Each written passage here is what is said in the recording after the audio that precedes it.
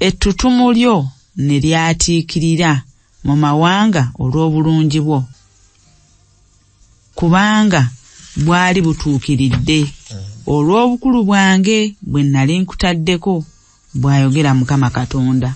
Komekula 14 wenkomesebwa. Tweyanziza kantandike wa Musumba Kakembo. Tulaba waawo ono alina byakolera omugole. Tusuubira nti naye alina byasuubira bw'amala obbikolera omugole. Singa talina kyasuubirayo.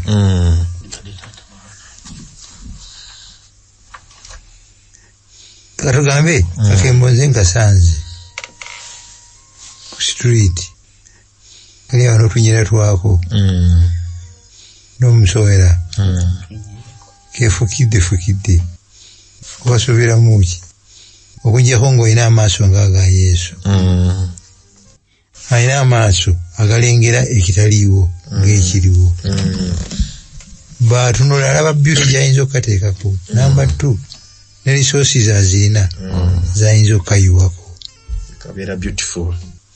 Number 3 n'ebiseera ajja kubiwaayo. Number 4 akantu ako kukajja gye kali eyo kangangana buli kaseera kakaaba kaze n'obuwuka buto kadduka nakakosuza otunula. Katonda alina patience ejja okugumiikiriza okukajja mu mbeera eziri completely miserable.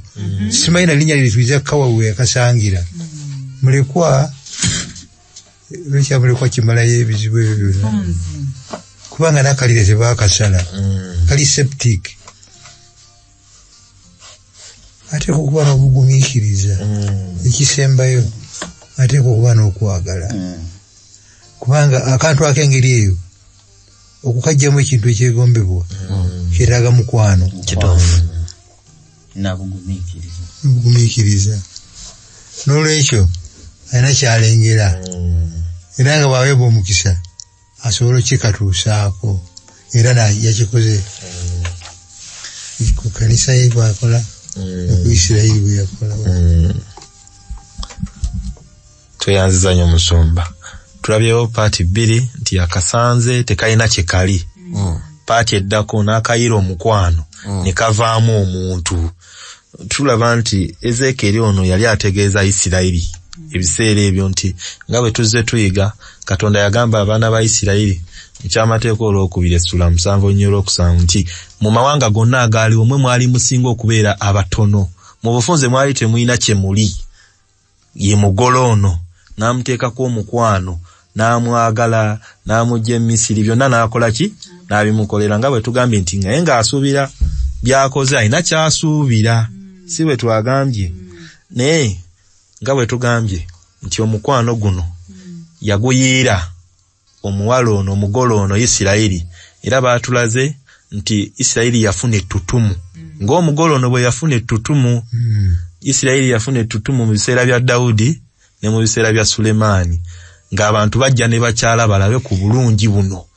Obwakabaka buno bulimu amagezi, obwakabaka buno bulimu amateeka amalungi, nga tusuubira nti babibukoledde Mukama Katonda alina kyasuubira in return omukwano ogwo. Naye nga tetunnatuukayo ku lw'15 tulabe omugole ono gwe baawa omukwano yaguza oba teyaguzza.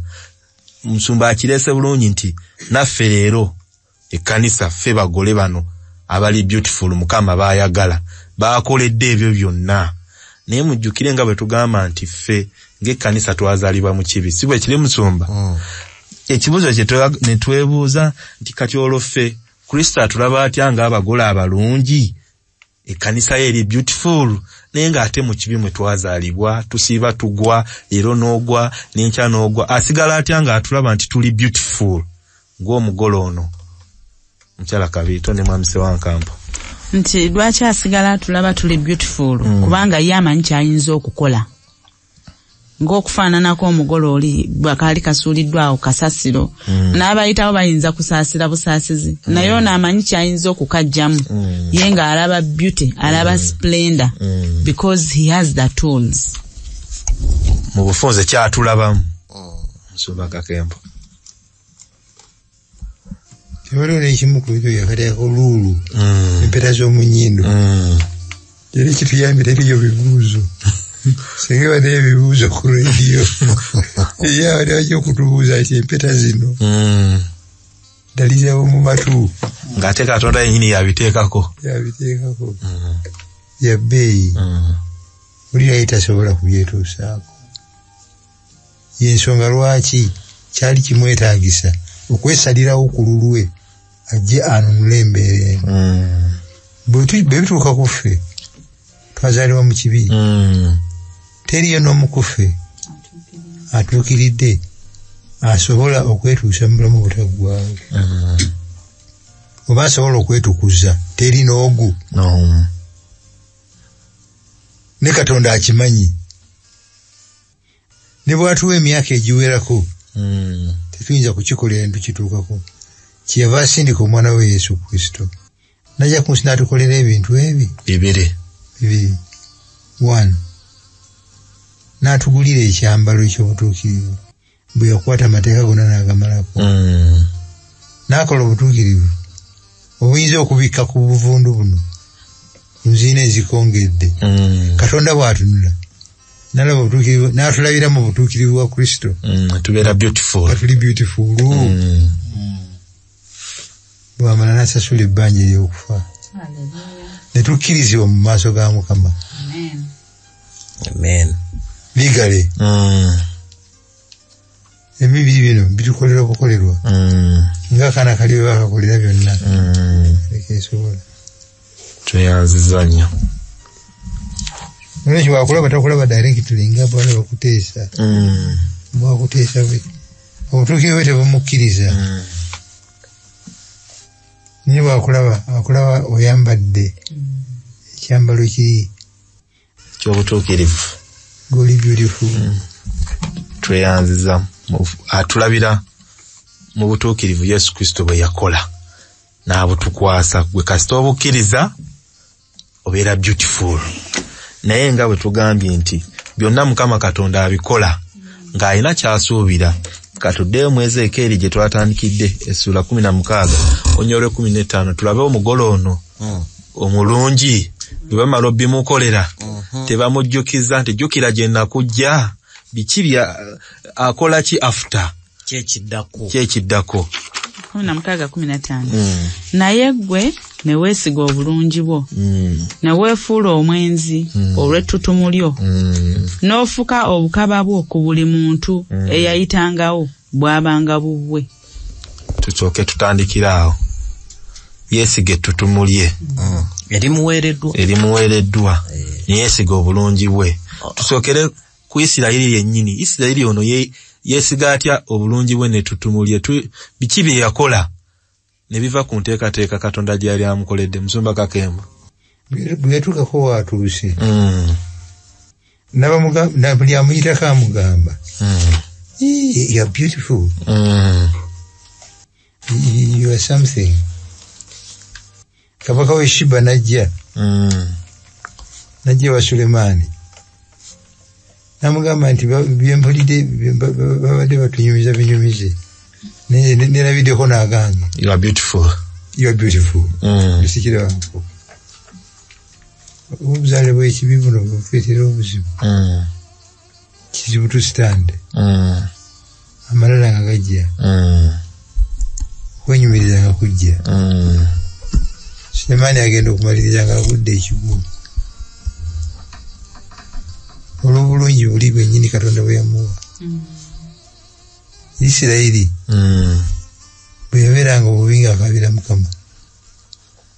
Mukama ajjanga azimba ng'alongoosa ng'anyiriza olwatereeranga ekyandiikibwa ekisinga okununuma kiri mu kyamateeka 3:2:15 nti Yesu luno n'asavuwala n'asamba ekyamusavuwaza ono bye yabimuwa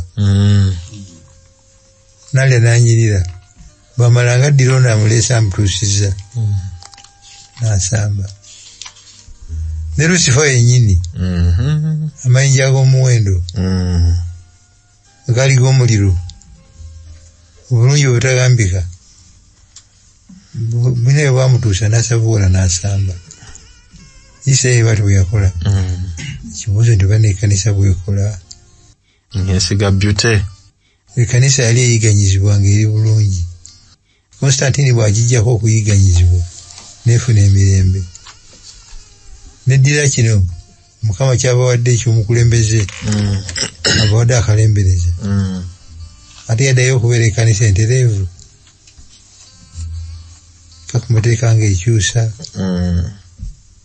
Eyingiza tradition z'ebweru ezali mu kkanisa. Obukulembeze batandise kufuuka ba politician n'ebirala. Tweyanziza. Nja kusaba tudduka olw'obudde. Mukyala wa Kezekiya omwenzi nga bwe tugambye nti Katonda ali mu kutukozesa ekifaananyi eky'obufumbo ng'alina kyayagala okutuyigiriza, naye tugenda kusoma Koseya essula 1 olunyiriri olwokubiri ne Koseya essula 3 olunyiriri olusooka. Koseya 1:2. Mukama bwe yasooka okwogera mu Koseya, Mukama n'agamba Koseya nti, genda owase omukazi ow'obwenzi n'abaana ab'obwenzi, kubanga ensi eyenda obwenzi bungi ng'eva ku Mukama. 3 olusooka. Awo Mukama n'agamba nti, genda nate oyagale omukazi ayagalibwa mukwano gwe era omwenzi, era nga Mukama bw'ayagala abaana ba Isirayiri newankubadde nga bakyukira bakatonda abalala ne baagala ebitole by'ezabbibu enkalu. Tweyanziza. Tulaba nti abantu abagwa ku bizibu bino Koseya bye yagwamu abamu tebatera kumanya, abasinga tebamanya. Naye Koseya ye Mukama Katonda yamutegeeza agenda awase omukazi omwenzi. Yamugambirawo. Mulowooza omukazi ono bwe yayenda mukyala Kabiito kyamuluma Koseya kuba already Katonda yali yabimugambye. Kyamuluma nti olwokuba yali amugambye nti omukazi omwenzi era n'afuna omukazi omwenzi n'ayendanga kyamuluma. Kiteekwa okuba nga kyamuluma kubanga ebikolwa by'omukazi omwenzi ono nkubamu akafaananyi ng'oba omwami akomawe waka asuubira omukyala waali nga yagenze eddere naye ng'ate wadde ng'akirina mu bwongo nti Katonda yamugamba nti omukazi we mwenzi ateekwa okuba nga yali disturbed. Weba yali disturbed mwami Ssewankambo eyakimugamba yali agenderedde kumuyigiriza ki?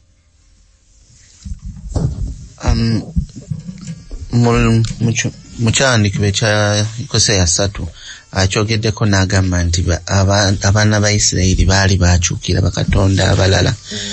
N'ayagala okubagamba nti kyemukola kikyamu, n'ayagala okibalaga naye nga okufuba okulaba nti kituuka mu mitima gyabwe kyandibadde kiri practical, ina practical lesson nga nammwe bwe mulaba ku Koseya mugamba yii era amuzizaayo kubanga mu yokusatu agambye nti addayo amugule era omuwendo ng'era ogwaki ogw'embeerera. That means nti amutaddeko omuwendo ogwo omunene naye ate ku muwendo ogwo guteekeddwa ku Isirayiri eyongedde kudda mu bakabaka abalala naye era ekyo tekigaana kujjawo oba tekijjaawo kwagala kwa Katonda gye bali.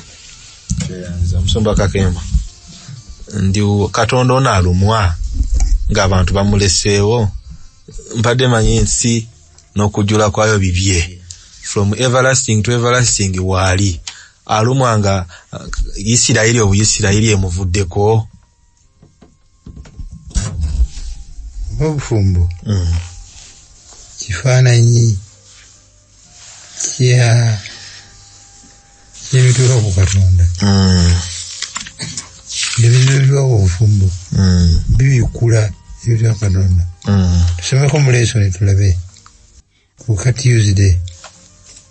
Kyokusaba kwa Katonda eri nnabbi Koseya kuyinza okuba nga kwe kumu ku mirimu egy'ekyewuunyo. Ennonda y'ebigambo bya Katonda eraga nti takoma ku kugezaako kutulaga bye tukoze ebikyamu wabula ng'engeri gye bimuleetamu okuwulira. abo abaliriddwamu enkwe ababeezi baabwe mu bufumbo basobola okutandika okutegeera enneewulira ez'okukkirizibwa obutali bwesigwa bwaffe eri Kristo ze buyinza okusiikuula mu mpya ez'omu ggulu. Oba oli awo yarakadde tukavunule tukasome mu Luzungu. Those who have been betrayed by a spouse, abo abaliriddwamu enkwe abaagalwa baabwe, can begin to grasp the feelings of devastation. Bayinza okufumiitiriza okunyolwa okw'obwenzi oba okw'okuliibwamu enkwe. That our infidelity to Christ might stir in the courts of heaven. Kyagamba abasumba ffe tutuula mu nsonga zino, naye ensonga zonna ezijja nga zirimu obwenzi. Abatuusiddwako kino abasinga kibaluma n'okusinga okufa. Bye bakola olina omutuuza n'okubirira n'osirisa n'okola kiyaye wowe walalalala ono akiise devastation. Obanga obufumbo bulaga ebitaka Katonda, ffe abalumwa ku nsinga kino kibaddewo oluusi batalina nnyo kyotaddemu. Naye mu kuba akafaananyi Katonda ye yakutonda ng'alina kyanoonya n'ogwa, naye yakutondera n'akuwa byonna n'amaliriza ng'akugamba nti birungi ki? Birungi nnyo. Bw'ogwa n'akaliza eggulu okununula ye kennyini n'agenda ku musaalaba ogw'Egologoosa ali bwereere ne bamutta mu bukambwe obutayogerekeka akusigaze. N'omala okujja n'otambulako naye n'akuwa amaanyi ag'Omwoyo Omutukuvu n'akufuula beautiful n'okeera enkya n'omulyamu olukwe lwa ffeeza 300 n'omwegaana. Buli oba talumwa ne bwe mbanze, buli oba talumwa alumwa. Ekyewuunyisa mu byonna n'aba mu bulumi obwo ate n'akomawo n'akunoonya. Najja ng'alaajana so nga mu nsi muno bawa abatuuseeko ebizibu bino amagezi muti muliko agende. Bakazi baggwayo, basajja baggwayo, muliko agende yakufuna omulala. Yesu tata najja ng'alebera, najja ng'anoonya n'omuwendo gwe yasasula. Alumwa alumira ddala, tetukiroozako olowooza, tetukisaako mwoyo. Kyeyava agamba Koseya nti kikole osooka olumwe. Bw'ona ogenda okubinnyonnyola nga biva mu mutima gwo nga tobisobyeko busobi mu katabo oba mu mawulire, naye nga kyoyogera gwayogera nga kiva mu mutima, kikola enjawulo nnene nnyo okuba okwekiwulirako. Number 1. Number 2, abanaakulaba eri abamu amagezi nibaga nti omukazi tomunona, tomuzza ku luno muleke.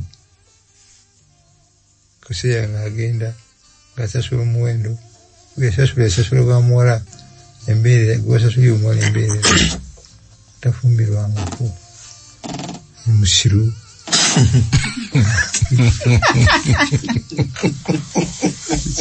Mulalu ne batugamba nti babaloga bamuloga nomuloga enyere Katonda affe bamuloga. Okwagala kwamu Katonda affe kuli abnormal kuloge mchala kabita. nti ku pain musumba gy'abadde ayogerako emu kose alabika gye yayitamu baatuwandikiddeko waneno ka phrase ku Thursday nti obutali bwesigwa bujja n'omuwendo oguluma ennyo ebivaamu biyiwa mu bulamu bw'abaana baffe biyiwa mu bulamu bw'abaana n'abalala oyo abeera asobezeddwa mu bufumbo kabeere oyo asinga okuba omugumiikiriza ayinza okufundikira ng'akizudde nti waliwo akaseera akatalizibwa nga kayise obufumbo nga tebukyayinzika kutaasibwa nti obulumi buno mwalimuko ne pati ndala be baana. Tweyanziza nnyo nga bwe tuzze tuyiga nti Katonda ono musomesa mulungi tatuwa nnyo bya theory akuteeka mu mbeera eri practical nga bwe twayiga ku Ibulayimu okumulaga kyagenda okukolera ensi nti naye agenda kuwaayo omwana we omu yakiraga Ibulayimu naye nga Ibulayimu akimuwadde practically tugenda Isaaka omuweeyo pain eyo Ibulayimu gye yayitamu ekumala ennaku 3 atambudde mayiro 5 alumwa namugamba pain eyo giraba nange gye ngenda okuyitamu ekyennaku gwe oyina replacement y'omwana gwe ndiganze sirina omwana wange ayina kufa tewali kubo ddala so ne wano Koseya agezaako mulaga nti kyoyitamu nange kyempitamu ne bana abalaba bagamba naye abagamba nti ekyo kyayitamu olaba mwe mumugambye omukazi amute nze singa nange nabata naye kyayitamu nange kyenkola ki kyempitamu ng'ayina kyagenderedde okutuyigiriza naye bwe tugenda mu kubikulira essula 17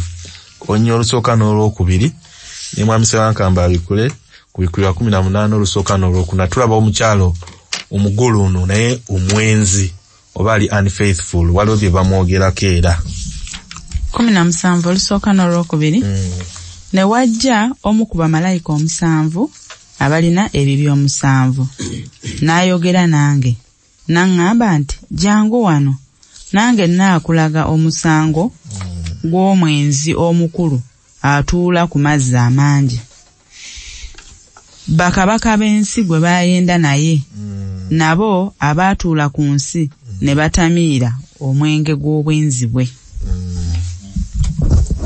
18 olusooka n'olwokubiri.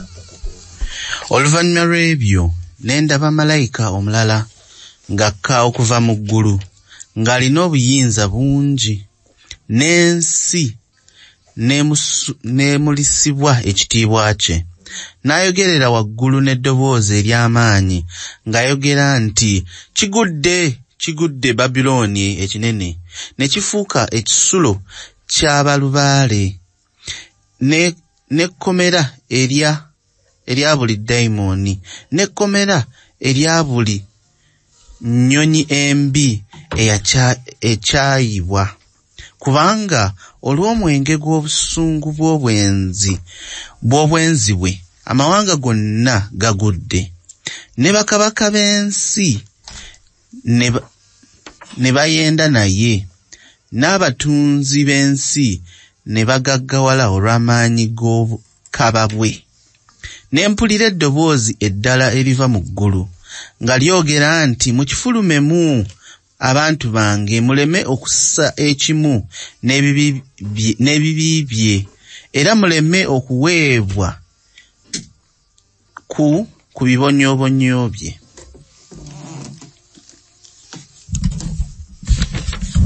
Tweyanziza nnyo tulaba nti agambye abantu be ababe mikwano gye bayagala nti Babilooni mu kifulumi ababe bakola ki mu Babilooni twalisuubidde nti bali eno naye naye ate bw'abagamba mu kifulumi Babilooni bakola ki mu Babilooni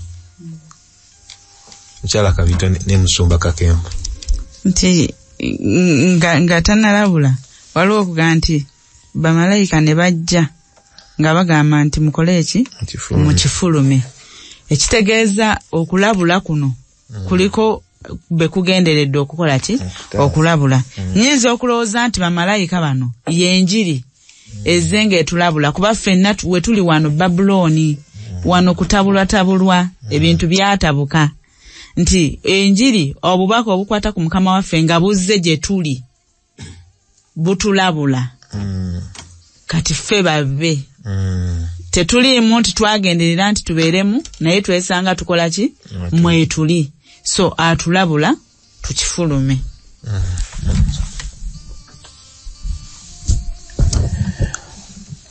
Obubaka buno era nga batulabye mu kubikulirwa 18 endowooza olunyirwadde lwa 2 nti nga malayika ajja n'ekitiibwa kye tugambye nti enjiri eno ejja gye tuli okutulabula ng'era bwe twalaba oba bwe tubadde tuzze tulaba nti olw'okwagala Yesu Kristo kwalina gye tuli azze awandiika ebbaluwa eno ey'omukwano ng'etulabula ku bintu ebyo ebigenda okujja n'ebyo ebiriwo.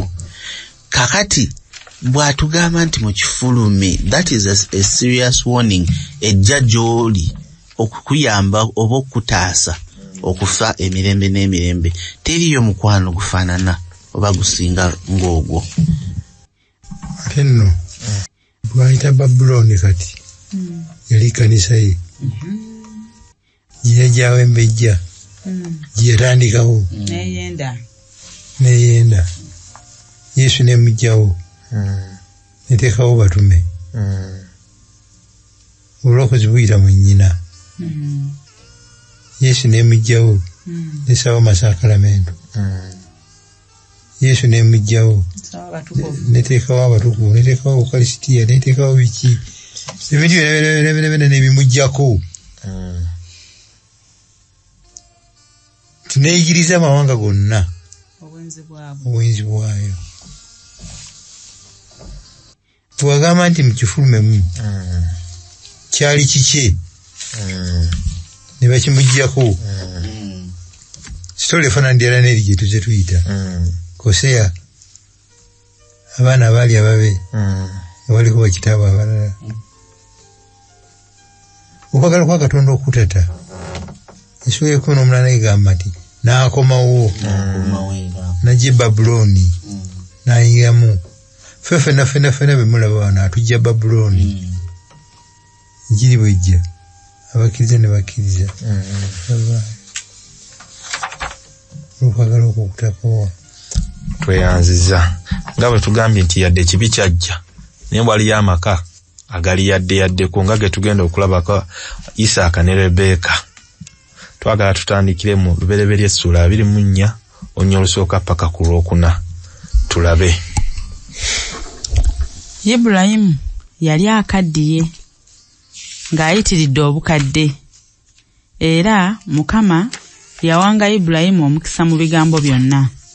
Ibulayimu n'agamba omuddu we omukulu w'ennyumba ye eyafuganga byonna bye yalina nti nkwegayiridde so omukono gwo wansi w'ekisambi kyange nange nkulayize Mukama Katonda w'eggulu era Katonda w'ensi nga toliwasiza mwana wange mukazi aliva mu bawala Abakanani bentuulamu naye oligenda mu nsi yange era eri baganda bange owasize omwana wange Isaaka omukazi. Tweyanziza nga bwe tuzze twayigako mu Bikolwa by'Abatume Essula 10:34 nti ddala ntegedde nti Katonda tasosola mu mawanga tasosola mu bantu nga Petero yagamba tulaba nti Ibulayimu buno omusumba tebwali busosoze teyali racism okugamba nti tawasa mu Bakanani buzibu kyo bwali mu Bakanani obumugamba nti tokkiriza omwana wange kibadde mukyala kabiito ate nga gyali si busosoze obwo ne mwami Sewankamba jatuwa ekikye nti olwokuba tuli kuyiga ku bunnabbi wano Ibulayimu yali tasosola mu mawanga naye konsani yali kunzikiriza nti abawala bano Abakanani oba bwe yeetolodde ekifo kino basinza balubaale bali Katonda abalala benzi kubanga bava ku Katonda atya omu ow'omu ggulu kati kyavaawa omuddu w'amagezi nti mutabani we tamufunira omu ku bano kubanga nga kijja kwanguwa nnyo Isaaka okuseerera senga aba afunye omu ku baki ku bantu bano abatakkiriza Katonda kitaawe ne jjajjaawe gwe bakkiriza era gwe basinza. Nze nyinza kukiddamu na kyawandikibwa wano bawandiise mu lesoni nga agamba bwe wati nti wadde okubuulirira kwe kwali kulabikanga kwa njawulo. Ensonga ya Ibulayimu yali ya mwoyo, so si ya mawanga. Kyali kya bya ddiini, so si kya ggwanga. Ibulayimu yali amanyi bulungi obunaabuufu bw'empisa z'eddiini az'ab'e Kanani, nga muno mwe muli n'okusinza kwabwe bakatonda ab'obulimba. Era yali amanyi engeri gye kyandibadde ekyangu mutabani we okugwa mu bikolwa bino abakuwasa mu bantu abo.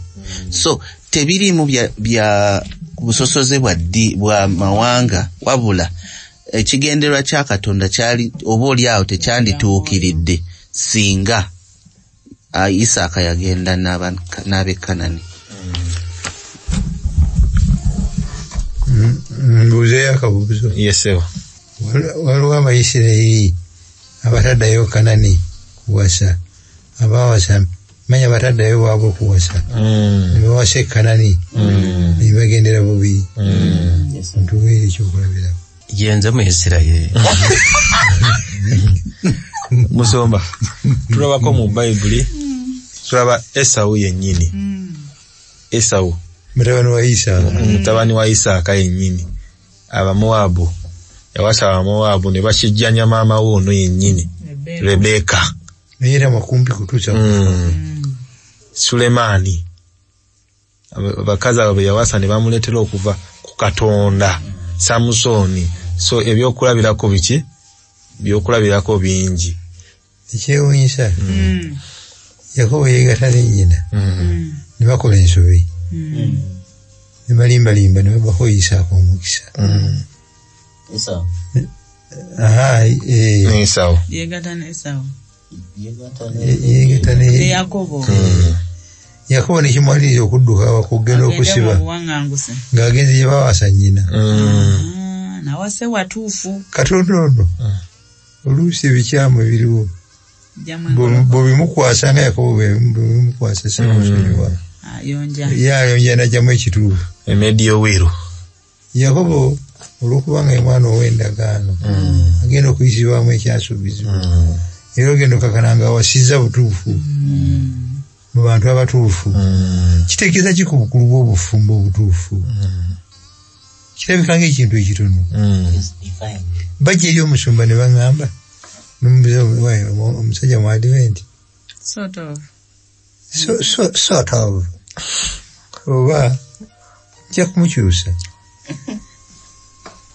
Naye ndaba n'Abadvent temuli magezi. Wangi? Nawe ndabona nze nnoonyezaamu mu Advent omutuufu wamuze. Sebo. Abaana anoonyeza. Katonda ya refininga. Naye kikyali kikulu na guno guliko. Yes. Okugoberera ensonga eyo. Bino bijja kumukyusa ebyo tubirabye wayita mmeka. Ngazeeyo gye yava. Tugende maaso. Ekitegeeza Musumba nti newankubadde mu kufuna omubeezi olinako by'olina okugoberera. Yes. Bye tuliko wano. Bw'obanga oli wakugoberera Bayibuli, kino kigoberedde Bayibuli n'example ze mumpadde ziri mu Bayibuli. Esawu yagootaana siraana. Sulemaani omusajja gwe mwogeddeko nga Katonda gwe yagiwala n'amufuula beautiful, n'asikiriza n'abamawanga amalala okujja. Yagootaana. Samusoni kaabulakata era yabifiiramu. N'olwekyo tonyomanyo ensonga nkulu tugitwale mu lesoni eno nkulu okugoberera. Gye tutandikidde amugambye agende eri ewaabwe nga ensonga nti bano bakola ki? Basinza bakatonda abatali batuufu bukatonda obutono. Naye omuweereza gwe batumye siteepu ekyo ey'okubiri gy'akola nga bamutumye. Tukatusomeeko mu lubereberye essula 24 olw'ekumi paka ku lw'ekumi. N'ayogera nti ayi Mukama Katonda wa mukama wange Ibulayimu, ompe nkwegayiridde omukisa leero, olage ekisa mukama wange Ibulayimu. Laba nyimiridde ku nsulo z'amazzi, n'abaana abawala ab'omu kibuga bafuluma okusena amazzi. Kale kibeere bwe kiti. Omuwala gwe nnaagamba nti sena ensuwayo nkwegayiridde nywe, naye anaŋŋamba nti nywa nange naanywesa eŋŋamira zo, oyo anaabeera oyo gwe walagira omuddu wo Isaaka. Era bwe ntyo bwe nnaategeera ng'olaze ekisa mukama wange. Tweyanziza tulabawo nti teyagenda bugenzi olw'okuba yaganze ndi musajja mukulu. Nsobola otunula liiso ne mmanya nti yono omutuufu yabikwasa Mukama. Era Mukama n'addamu ki? N'addamu essaala, era Rebeka n'ajja. Bwe bamubuuza onoogenda n'agamba I will go. N'akkiriza okukola ki? Okujja n'abiteeka Mukama. Naye nga bwe tugambye nti Bayibuli eno ejjudde dysfunctional families. Abataakolanga kino bwe batugambye kikola bwe basingamu ki? Obungi. Naye ne tugamba nti Katonda ate abo nabo akola ki? Abakozesa. Ne tumaliriza nga tugenda kusoma ku bikulirwa. Essula 21 olunyiriri olusooka paka ku lwokuna. Olutuwa essuubi nti tuyinza okubeera nga tetukoze nga Ibulayimu oba Isaaka bwe baakola procedure olw'okubanga tuli mu nsi ya kibi. Naye amawulire amalungi katugasome mu kubikulirwa. Naye ndaba eggulu erijja n'ensi empya. Kubanga eggulu ery'olubereberye n'ensi ey'olubereberye nga bigenze, n'ennyanja nga tekyaliwo. Naye ndaba ekibuga ekitukuvu Yerusaalemi ekijja nga kikka okuva mu ggulu ewa Katonda, nga kitegekeddwa ng'omugole ayonjeddwa bba. Ne mpulira eddoboozi eddene eriva mu ntebe nga lyogera nti, laba, eweema ya Katonda awamu n'abantu, era anaatuulanga wamu nabo. Nabo banaabeeranga bantu be, naye Katonda yennyini anaabeeranga wamu nabo, Katonda waabwe. Naye alisangula buli zziga mu maaso gaabwe, era okufa tekulibaawo nate. So tewaabengawo nate ennaku newankubadde okukaaba newankubadde okulumwa. Eby'olubereberye biweddewo. Tweyanza Musumba. Submission otuweleyo n'okwebaza. Submission bikula kuddako emabega bikula 19. 19 paka 7. N'eddoboozi ne liva mu ntebe nga lyogera nti, mutendereze Katonda waffe mwe mwenna abaddu be abamutya, abato n'abakulu. Ne mpulira eddoboozi ery'ekibiina ekinene, n'eddoboozi ng'eddoboozi ery'amazzi amangi, era ng'eddoboozi ery'okubwatuka okw'amaanyi, nga byogera nti, Aleluya! Kubanga Mukama Katonda waffe, omuyinza w'ebintu byonna, afuga. Tusanyuke, tujaguze, tumuwe ekitiibwa ye, kubanga obugole bw'omwana gw'endiga butuuse, ne mukazi we yeeteeseteese. Twasookera ku mbaga era munekaawa. Tugenda kusookera ku obulamu obutaggwaawo. Mbaga. Tugenda kusookesa mbaga eya Yesu n'ekkanisa ye. Amiina. Katonda Kitaffe essibo, tusabira amaka gaffe gonna, amakulu n'amato. Sitaani gawalanye ennyo gaayiganya. Omwoyo omutukuvu atulungamye. Tugasseemu ekitiibwa tugalongoose.